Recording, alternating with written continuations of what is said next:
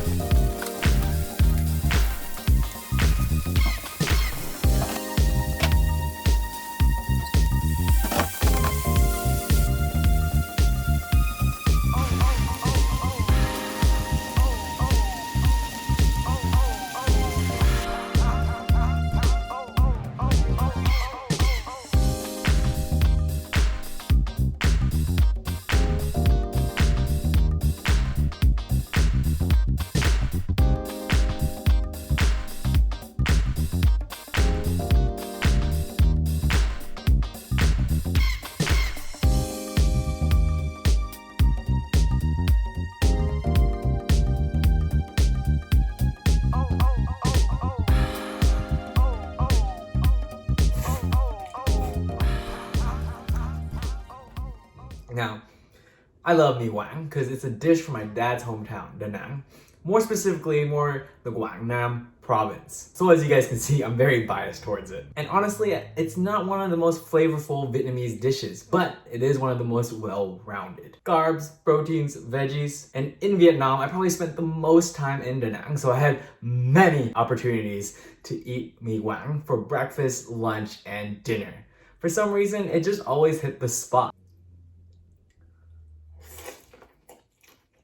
Also, I learned this from my uncle. Right into the chili. Adds a great taste to it.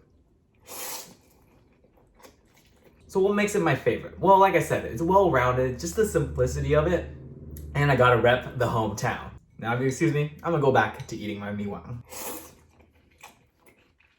Oh, alright you guys, that was awesomely delicious, and I gotta say, having these skills of cooking Viet food, even if it's a total amateur noob way like me, really helps you keep connected with the culture in a fun, tasty way. So I would highly recommend you guys all go out there and try it for yourselves. Anyways, have fun, enjoy great food, peace out.